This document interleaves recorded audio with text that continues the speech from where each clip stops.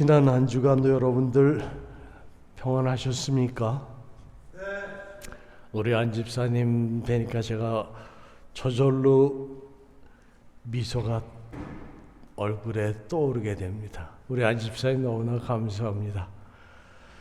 찬양하고 이제 우리 찬양대 들어가실 때마다 항상 격려해 주시고 또 정말 하나님께서 우리와 함께 하신다는 걸 제가 이렇게 자꾸 들으니까 저도 감사할 따름입니다. 세상에는 많은 일들이 세계 곳곳에서 일어나고 있습니다. 지금 이 순간에도 그 팔레스타인 땅에 이스라엘과 지금 하마스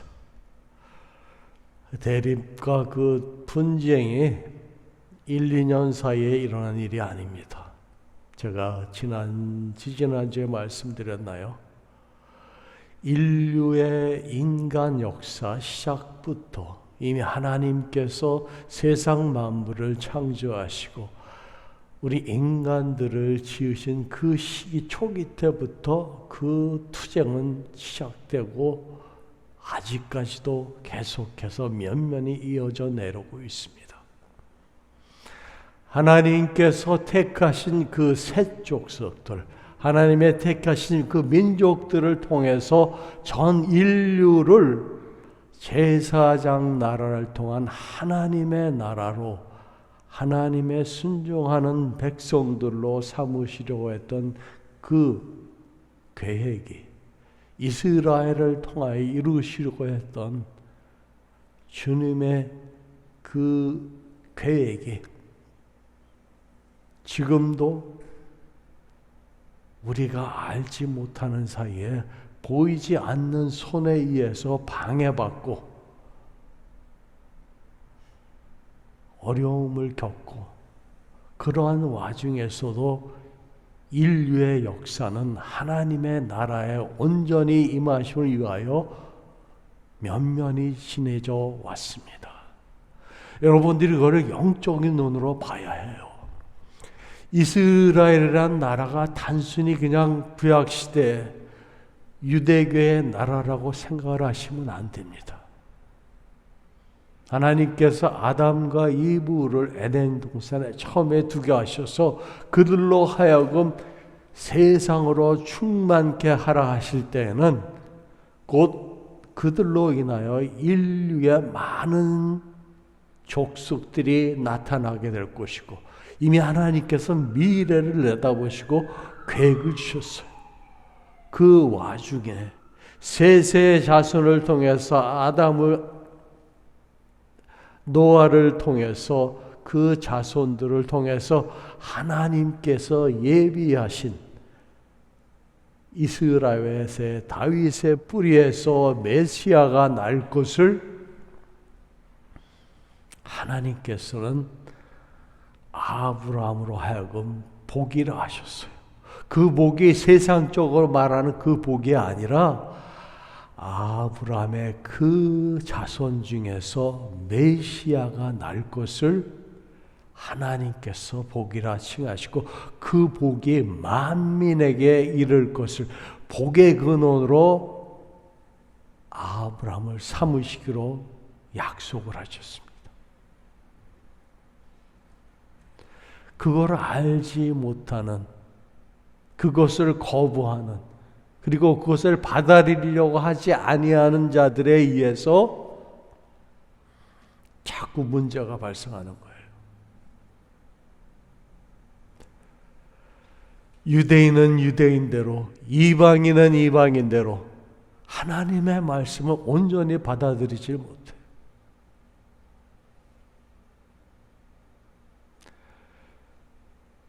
이방인의 선도, 하나님의 말씀을 전하는 지역의 선도자로서 사도 바울을 특별히 예수님께서는 세우셨습니다. 지난주까지 사도 바울이 이제 2차 전도 여행을 마치면서 그 기간 동안에 이제 에베소를 지나서 그 다음 지역으로 단계로 넘어갈 때 하나님께서 이 사도 바울에게 또 다른 문제를 주셨습니다. 에베소에서 그렇게 열심히 전도하고 진짜 하나님의 말씀이 힘을 얻어서 많은 이들이 회개하고 돌아왔잖아요. 그 에베소에 있을 때 고린도에서 소식이 전해옵니다. 그래서 이제 우리가 사도 바울이 에베소에 있으면서 적은 고린도 전서 후서를 이제 다음 주부터는 살펴볼 겁니다. 사도 바울이 어떻게 그 선교지에서 예수 그리스도를 모르는 자들에게 하나님의 말씀을 증거하고 그 말씀이 그 시대에 어떻게 생명의 말씀으로 그들에게 받아들여졌는지 우리가 이해할 수 있는 그것과 같이 지금 21세기에 사는 우리로서 어느 정도까지 이해가 가능할지는 모르겠어요. AD 49년, 50년경에 사도 바울이 처음으로 고린도 지역에 들어갔죠. 거기서 누구를 만났습니까? 여러분들 기억나세요? 천막 만드는 자, 아굴라, 브리스길라 그 부부를 만났잖아요. 그래서 그들과 함께 일도 하고, 그렇죠? 그리고 거기서 안식일 때는 회당에 가서 말씀 증거하고 전도했잖아요. 그때 브리스길라 거기에 같이 있을 때 이제 나중에 1년 반 동안 같이 일하고 전도하면서 그곳에 고린도 교회가 세워지게 됩니다. 그때가 AD 50년경이면 예수님 부활하셔서 승천하시고 몇 년 정도 지났을까요? AD 50년경이면 한 20년 되나요? 예수님이 실제로 탄생한 그 시점이 BC 4세기경이니까 예수님이 3년 반 동안 사역하셨으니까 30살에 사역을 시작하셔서 승천하신 그 시기가 한 34살, 그렇죠? 그러니까 AD 50년경이면 한 20년이 지났다고 보면 됩니다. 예수님이 이 땅에 육신으로 오셔서 우리들과 함께 하시고 말씀이 우리 가운데 거하시며 생명체로 나타나셔서 인간의 모습으로 우리와 함께 이 땅에 하셨다가 이제 승천하여 올라가셨어요. 그게 불과 20년 전 사건입니다. 여러분들 20년 전에 어떤 일이 있었습니까? 지금부터 20년 전에 여러분들 미국 사시면서 뭐 하고 계셨어요? 기억나세요? 생생하게 기억날 거예요. 그렇죠? 여러분들의 자녀, 여러분들의 새로운 비즈니스 혹은 새로운 직장, 첫 애를 얻었을 때 그 감격, 그것이 엊그제처럼 생생한 그러한 그 시기의 일들이 사도 바울에게도 마치 다메섹 선상에서 예수님의 음성이 그에게는 아직도 생생하게 느껴질 그 시기였다고 저는 믿고 있습니다. 지난주에는 자신의 삶을 관제와처럼 여러분들이 드리는 헌신과 봉사 위에 내 삶을 관제처럼 부어드리기를 원하시는 사도 바울의 그 삶의 모습을 살펴봤습니다.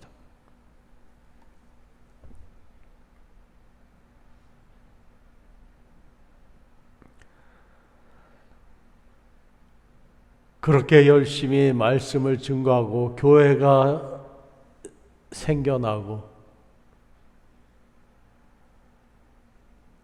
그 당시의 기록에 의하면 고린도 교회의 인원이 100명이 채 안 됐을 거라고 예상들을 합니다.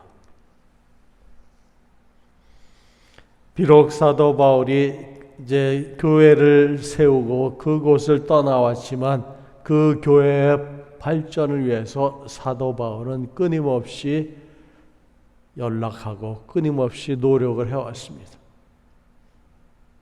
그런 와중에 그의 귀에 들린 소식은 많은 분쟁과 간음과 우상숭배와 그리고 사도 바울을 인정하지 않는 그러한 거짓 선지자들이 일어나서 교회를 완전히 뒤죽박죽 만들어 놓고 있다는 소식을 듣게 됩니다.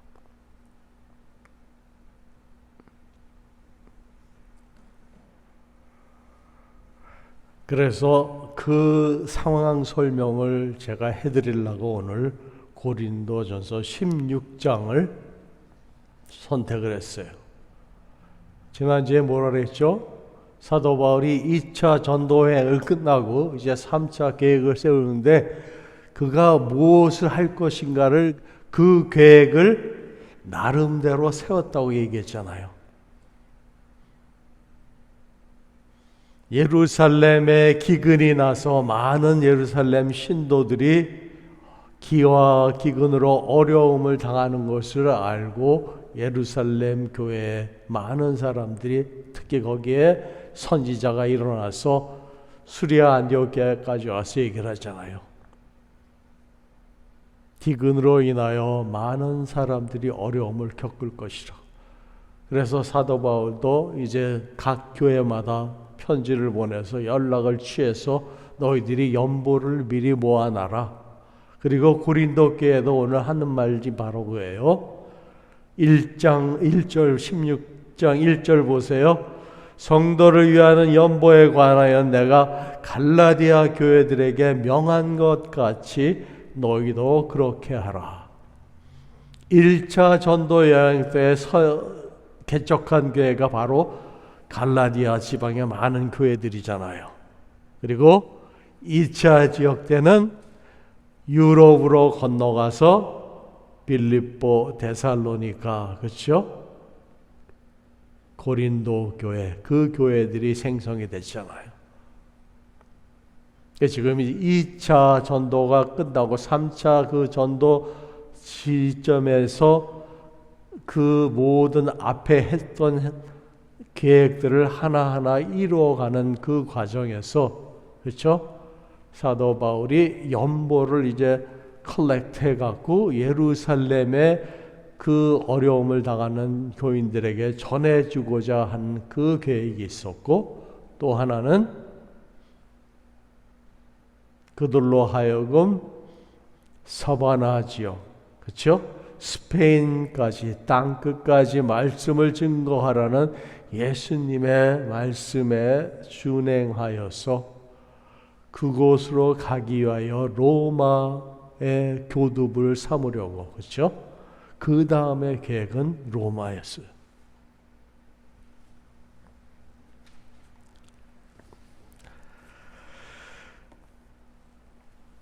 그래서 이 2절 말씀 보세요. 매주 첫날에 너희 각 사람이 수입에 따라 모아두어서 내가 갈 때 연보를 하지 않게 하라 그랬습니다.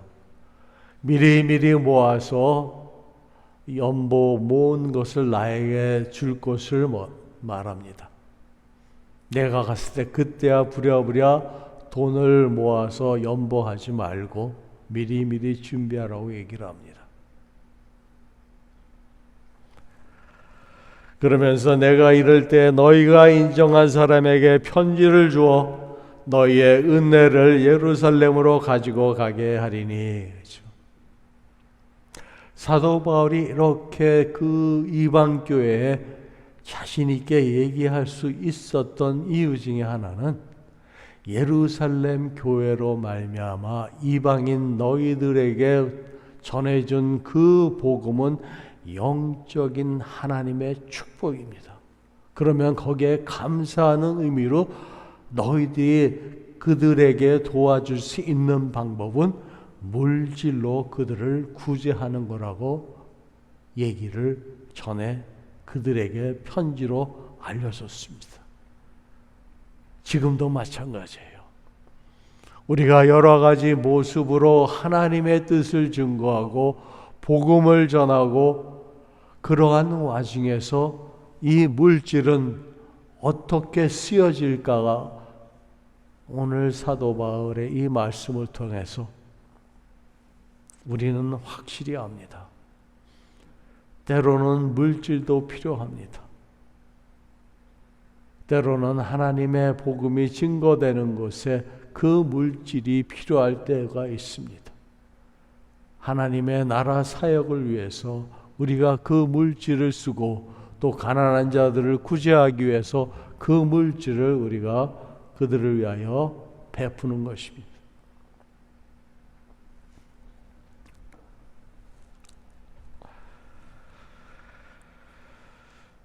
만일 나도 가는 것이 합당하면 그들과 함께 가리라. 내가 마게도냐를 지날 터이니 마게도냐를 지난 후에 너희에게 가서 이렇게 나오죠. 처음에는 사도 바울이 고린도 교회 소식을 듣고서는 바로 고린도 교회로 달려가려고 그랬습니다. 우리가 성경 여러 서신서를 보면 사도 바울이 어떤 성격의 소유인지를 대강 짐작을 할 수 있어요.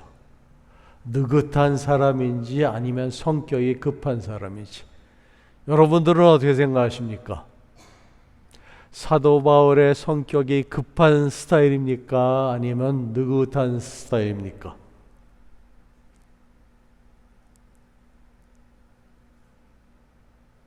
제 생각에는 사도 바울이 좀 담즙질이라나요? 이렇게 욱하는 그런 성질이 있었던 사람인 것 같아요. 그래서 처음에 이 고린도 교회의 그 안 좋은 소식들을 들었을 때 금방 달려가서 그들에게 진짜 안 좋은 소리, 책망의 소리를 하고 싶었지만 화를 참고 오히려 시간을 가진 다음에 마케도니아를 지역을 거쳐서 그 다음에 고린도로 오게 됩니다.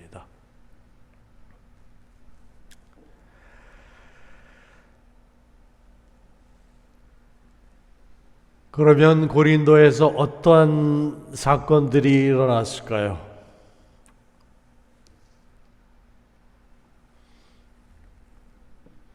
지난주에 제가 뭐라 그랬죠?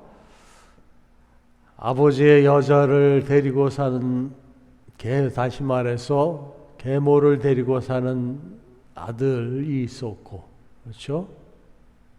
그러한 음행을 있음에도 불구하고 너희들이 그거를 그대로 방치했다고 사도 바울이 책망한 부분이 있습니다.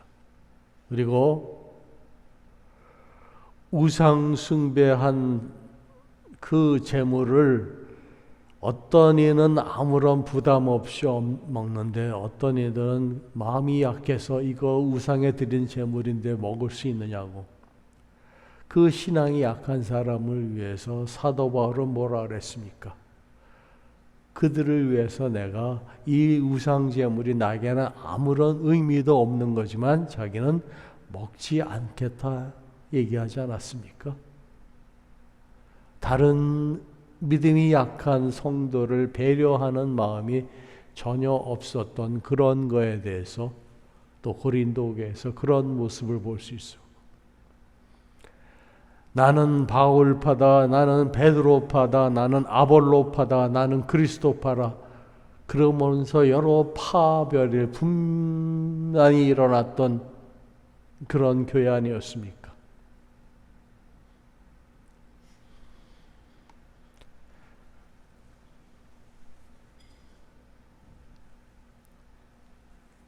지금 개신교도 사실은 교회 개혁이라는 그런 차원에서 구교에서 신교가 갈라져 나왔습니다. 그 이후로 여러 종파가 생겨났던 이유 중에 하나가 결국은 교리의 다른 부분 때문에 교파가 형성이 돼요. 제가 보기에는 그게 바람직한 현상이라고 보지 않습니다.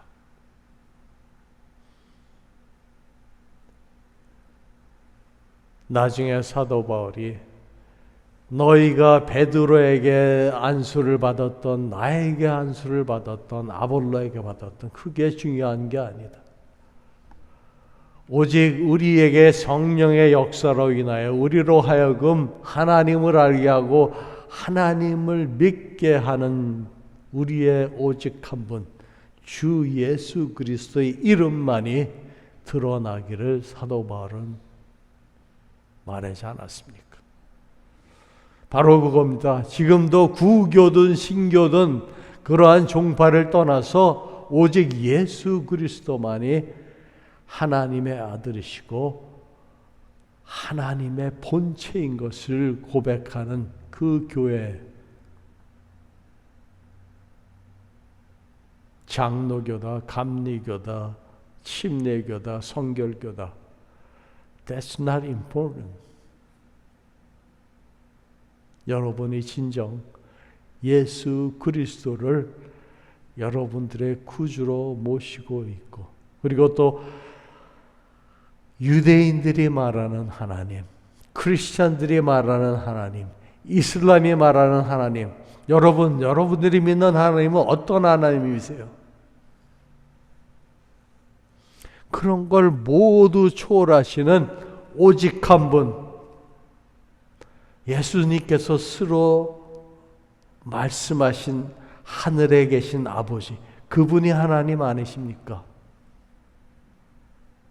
그 하나님을 여러분들이 믿으신다면 유대인들이 말하는 하나님, 이슬람이 말하는 하나님, 너희들은 그 부분적인 것밖에 알지 못한다고 담대하게 얘기할 수 있지 않겠습니까?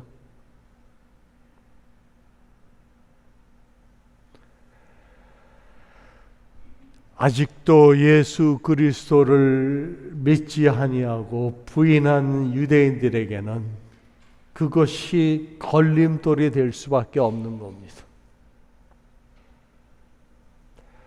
그 이로 인하여 그 민족이 많은 고통을 당했고, 그러나 하나님께서는 그래도 그 민족에게 아직도 기회를 주시고 계시고 아직도 그들이 돌아오기를 바라고 계세요. 반면에 서자 이스마엘의 후손이 바로 아랍 민족들 아닙니까? 세라가 아이가 없을 때, 그렇죠? 그녀의 몸종을 통해서 아브라함에게 자식을 얻은 그 사라, 결국은 뭡니까? 하나님을 신뢰하지 아니하고 인간적인 생각으로 무엇을 해보려고 했다가 결국은 그 일이 나중에 후대 자손들에게까지 그 영향이 미치는 거 아닙니까?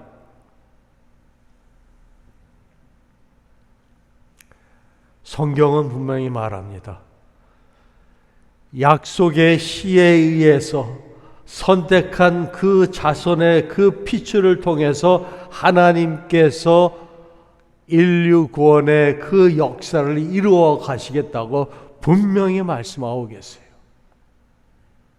그건 하나님의 주권이에요. 우리가 마음대로 택할 수 있는 게 아닙니다. 우리는 피조물이라는 겁니다. 조물주 되신 하나님께 우리의 삶을 맡기고 그분께 어떠한 일이 일어날지, 인류 역사 가운데 하나님께서 어떻게 역사하시고 움직이시는지 여러분들이 눈으로 목도하고, 실제로 지금 일어나는 세상의 모든 사건들이 그냥 의미 없이 무의질서 속에 일어나는 것들이 아닙니다. 지난 2, 3년 사이에 기후의 모든 그 자연재해 현상이 역사적으로 그렇게 많이 덥거나 태풍이나 비가 많이 오고 이런 인류 역사상 이런 일이 없었어요. 왜 그렇습니까? 종말의 때가 가까워하고 있다는 거예요. 하나의 사인입니다. 그와 같이 지구에 기근이 일어나고 지진이 일어나고 전염병이 일어나고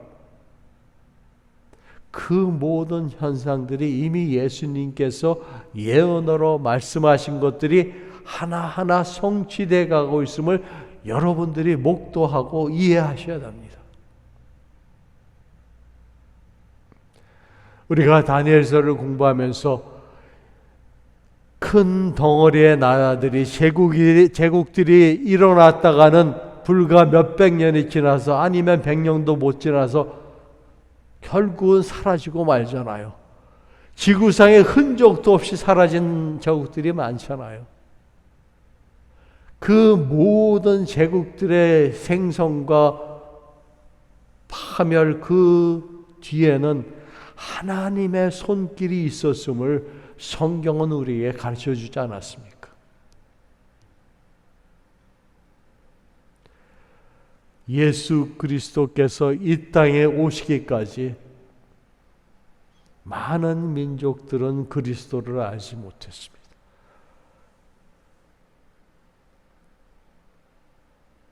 이제는 예수 그리스도로 인하여 만민에게 구원을 받을 수 있는 길이 열렸습니다.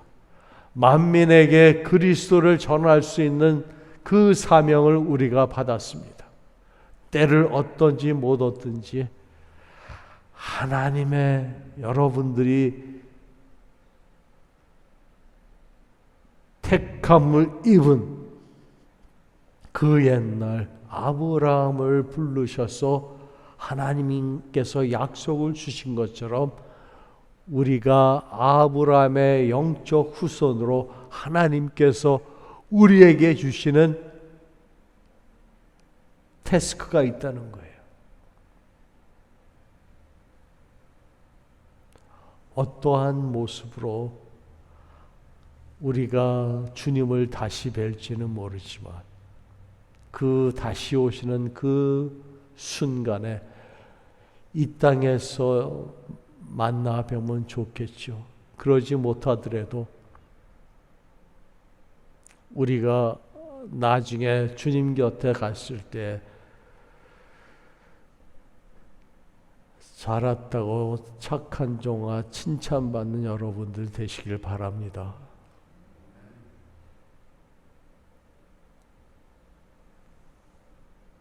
하루하루의 삶이 때로는 힘들고 피곤하고 특히 이민 생활이 쉽지가 않습니다. 미국도 옛날처럼 그렇게 풍요롭지 않은 거 많은 어려움들이 있습니다. 그러나 하나님을 사랑하는 그 미국 시민들의 그 뿌리에 깊이 심겨져 있는 이 신천지에 하나님께서 예비하신 그 미국이란 나라가 앞으로 예수님 재림하실 때에 분명히 감당해야 할 사역이 있을 거라고 저는 믿습니다. 왜 이 미국이란 나라를 지금도 하나님께서 붙잡고 계시는지 분명히 여러분들은 두 눈으로 인류의 역사 속에서 보게 될 것입니다. 이 미국 땅에 우리를 들어다가 심어 놓으셨습니다. 특별히 믿는 자들에게는 이 미국이란 나라가 어떠한 의미를 세계적으로 나타낼지 우리로도 미국인의 한 이 시민으로서 이 땅에 살면서 하나님께서 주시고자 하는 여러분들의 소망이 있을 것이고 플랜이 있습니다. 내 입을 크게 열라 하셨습니다. 하나님을 바라보시고 내 때가 아니더라도 나로 인하여 내 후대에 오는 내 자손들이 이 땅에서 앞으로 하나님 나라를 위하여 어떠한 일들로 어떠한 사역으로 쓰임을 받게 될지 여러분들 미리 준비하시고 감사하시면서 오늘 하루도 주님 안에서 감사하시는 삶을 사시길 주님의 이름으로 축복합니다. 기도하시겠습니다. 성령 하나님, 사도 바울이 고린도 교회에 많은 성도들에게 너희들은 깨어 믿음에 굳게 서서 남자답게 간건하라고 마지막 인사로 그들에게 편지를 썼습니다. 진정 오늘 이 아침에도 저희들에게 주시는 하나님의 말씀 가운데 우리가 깨어서 믿음 위에 굳게 서서 강건하게 하나님의 사역을 감당할 수 있도록 주께서 인도하여 주시옵소서. 어느 곳에 가든지 주님의 말씀 들고 복음의 증인들로서 하나님의 영광을 드러내는 주의 사랑하는 백성들 될 수 있도록 주께서 함께하여 주시옵소서. 모든 것 주님만 의지하며 지금도 살아서 역사하시는 예수님의 이름으로 감사하며 기도드리옵나이다. 아멘.